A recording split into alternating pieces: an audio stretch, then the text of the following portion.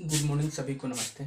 आज हम लोग पढ़ने वाले हैं साइंस के चैप्टर पदार्थ, जो कि काफ़ी इम्पोर्टेंट है परीक्षा के व्यू से।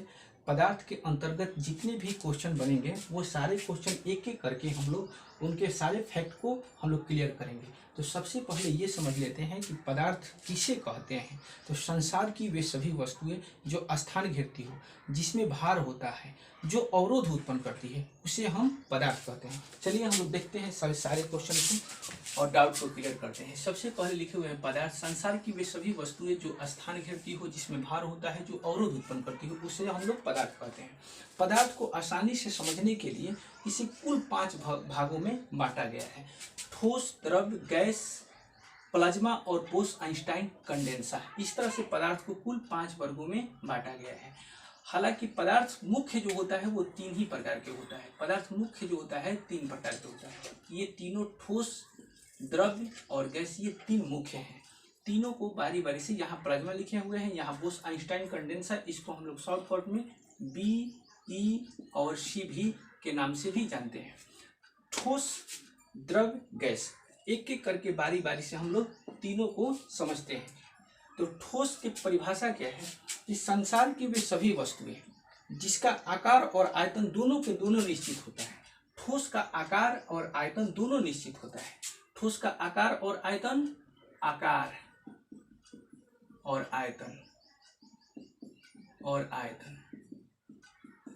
आकार मतलब आकृति, उसका शेप, और आयतन मीन्स वजन, दोनों निश्चित होता है, उसे हम लोग ठोस कहते हैं। जैसे ये मेरे हाथ में पड़ा पेन, ये ठोस है। कुर्सी, बेंच, टेबल, ये सारे के सारे ठोस हैं। लोहा, पत्थर, सोना, चांदी, ये सब ठोस आकृति में आते हैं। ठोस, तो ठोस के कौन कौन से भौतिक और गुण होते हैं वो चीज़ हम लोग एक एक करके समझते हैं। जैसे घनत्व, तो घनत्व का मतलब होता है प्रति एकांक आयतन में पदार्थ की कण की अधिक से अधिक मात्रा को हम लोग घनत्व कहते हैं। ठोस का घनत्व जो होता है वो अधिक होता है। ठोस में घनत्व अधिक होता है। ठोस, सवाल ये है कि ठोस कठोर क्यों होता है? ठोस कठोर क्यों होता है? ठोस के कठोर होने का कारण ये है कि इनके अंदर जो कण होते हैं ना, वो काफी पास होते हैं। इनके अंतर आणुक आकर्षण बल काफी मजबूत होता है। अंतराणु आकर्षण बल काफी अधिक होता है, इसीलिए ठोस जो होते हैं कठोर होते हैं। क्वेश्चन आप लोगों से ये भी पूछता है कि हीरा इतना कठोर क्यों होता है?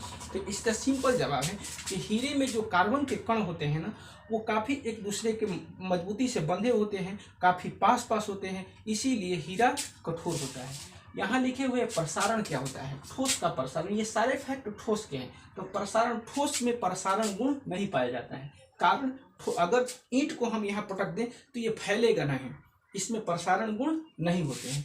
संपीड़न, ठोस में संपीड़न गुण भी नहीं पाए जाते हैं। संपीड़न का मतलब ताप कम करके और दाब डाला जाए तो उसकी आकृति बदल जाती है। क्या एक ईंट को यदि हम ताप कम कर दें और उस पर प्रेशर डालें तो ईंट की आकृति बदल जाएगी? तो इसका उत्तर होगा बिल्कुल नहीं। तो इसमें ठोस में संपीड़न गुण भी नहीं पाए जाते। द्रवणांक और क्वथनांक दोनों ठोस के उच्च होते हैं। दोनों ठोस के द्रवणांक और क्वथनांक उच्च होते हैं। द्रवणांक का मतलब ये हुआ कि कोई ठोस पदार्थ का पिघलना, तो ठोस पदार्थ को पिघलने के लिए इसे उच्च तापमान की जरूरत होती है। द्रवणांक का मतलब हुआ किसी द्रव्य चीज का उबलना, यानी वो क्वथनांक कहलाता है। तो ये सारे इंपॉर्टेंट फैक्ट थे ठोस से। अब आगे हम लोग चलते हैं द्रव्य के बारे में। द्रव्य के बारे में हम लोग समझते हैं द्रव्य क्या है। तो द्रव्य जो है वे सभी वस्तुएं जिसका आकार अनिश्चित हो और आयतन निश्चित हो। जिसका आकार अनिश्चित हो और आयतन अनिश्चित हो। जिसका आकार हम लोग आकार कहते हैं, यानी दूध का आकार बदलते रहता है लेकिन आयतन उसका नहीं बदलता है। 1 लीटर दूध को मग में डालो, गिलास में डालो, किसी बर्तन में डालो, 1 ही लीटर होगा। तो यहाँ लिखे हैं अब घनत्व। तो अब सवाल ये है कि द्रव्य जो होता है ढीला ढाला क्यों होता है। तो द्रव्य जो ढीला ढाला होने का कारण ये है कि द्रव्य में जो कण होते हैं वो ठोस के अपेक्षा थोड़ा दूरी पर होता है, इसीलिए द्रव्य के कण जो होते हैं वो ढीला ढाला होते हैं। द्रव्य को अगर लुढ़का दिया जाए तो वो चारों तरफ बहने लगता है। तो ये थे द्रव्य। द्रव्य का घनत्व यहाँ लिखे हैं। घनत्व का मतलब द्रव्य का घनत्व जो होता है वो ठोस से थोड़ा अधिक होता है, यानी इसमें घनत्व के गुण पाए जाते हैं। द्रव्य इनके कण क्योंकि थोड़ा दूरी पर होता है। प्रसारण इसमें पाया जाता है। द्रव्य में प्रसारण के गुण पाए जाते हैं। प्रसारण मतलब फैलाव, उसको यदि गिरा दिया जाए तो पूरा फर्श क्या कर देता है, गीला कर, यानी प्रसारण मतलब वो फैल जाता है। द्रव्य को यदि गिरा दीजिए तो पूरा के पूरा फैल जाता है, तो इसलिए इसमें प्रसारण के गुण। संपीडन भी इसमें होता है। यदि द्रव्य को ताप कम करके और दाब बढ़ा दिया जाए तो द्रव्य जो होता है वो ठोस अवस्था में आ जाते हैं, तो इसलिए संपीडन के गुण भी पाए जाते हैं। द्रव्य का द्रवणांक और क्वथनांक निम्न होता है, याद रखना है, द्रव्य के द्रवणांक और क्वथनांक निम्न होता है। अब बचा गैस। गैस की परिभाषा है कि वे सभी वस्तुएं जिसका आकार और आयतन दोनों अनिश्चित हो। इसमें गैस के दोनों अनिश्चित हो, आकार और आयतन। आकार और आयतन दोनों अनिश्चित होते हैं, दोनों के दोनों अनिश्चित होते हैं, क्योंकि इनके कण जो होते हैं, गैस के कण जो होते हैं एक दूसरे से काफी दूर दूर होते हैं, इसीलिए इनके आकार और आयतन दोनों बदलते अनिश्चित होता है। द्रव्य में संपीडन का गुण पाया जाता है।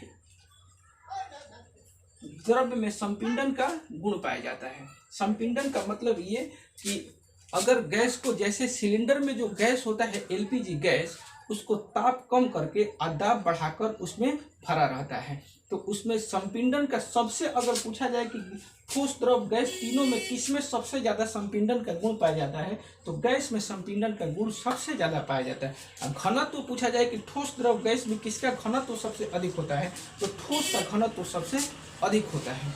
ठीक, इसके बाद संपीडन द्रवणांक और क्वथनांक इसमें बिल्कुल निम्न होता है, ठीक ना, निम्न होता है। इसमें निम्न होता है, इसमें उच्च होता है। इसका द्रवणांक और क्वथनांक न के बराबर होता है। आगे हम लोग चलते हैं।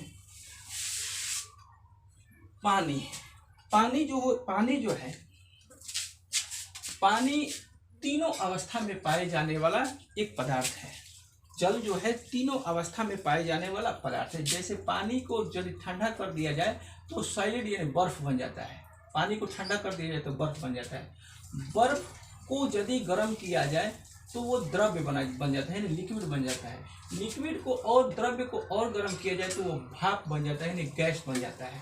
तापमान जैसे जैसे बढ़ता है ये बर्फ से द्रव्य, द्रव्य से गैस, और इसको गैस को यदि ठंडा किया जाए तो ये पुनः द्रव्य बन जाता है वाष्प को, और वाष्प को और ठंडा किया जाए तो ये पुनः बर्फ बन जाता है। तो आप लोगों से क्वेश्चन ये भी है कि वो कौन सा पदार्थ है जो तीनों अवस्था में पाया जाता है, तो उत्तर होगा जल। जल जो होता है तीनों अवस्था में पाए जाते हैं। इसके बाद यहाँ लिखे हुए हैं उदर्वपातन। उदर्वपातन काफी भी आई है, इससे क्वेश्चन हमेशा बनते रहते हैं। तो उदर्वपातन एक निश्चित तापमान पर कोई ठोस पदार्थ सीधे गैस में बदल जाए तो उस तापमान पर उस वस्तु को हम लोग उदर्वपातन कहते हैं।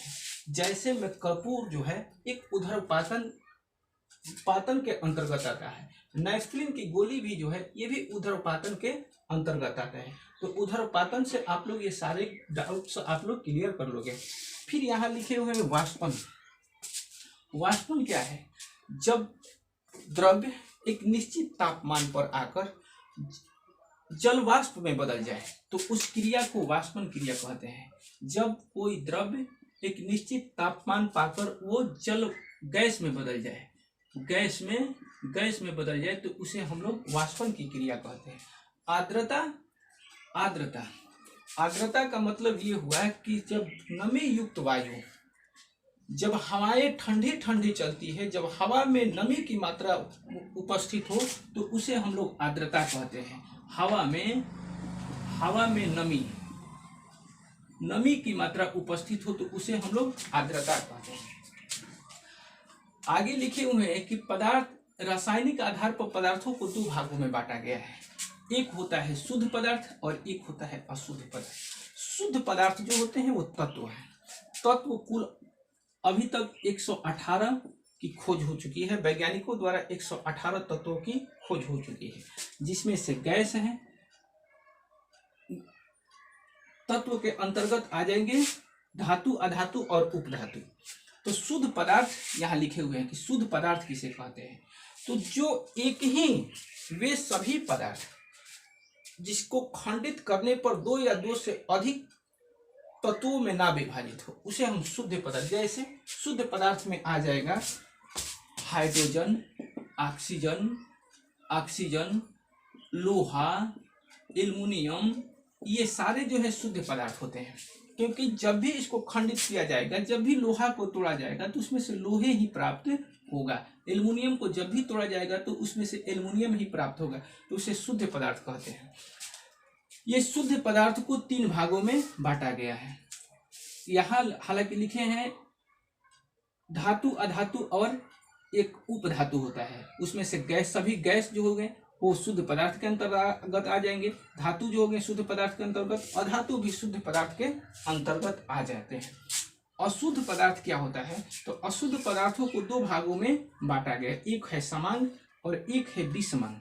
समांग का मतलब ये हुआ कि जब 2 या 2 से अधिक पदार्थ एक दूसरे में पूर्ण रूप से क्या हो, मिले हुए हो, उसे शुद्ध पदार्थ यानी समांग कहते हैं।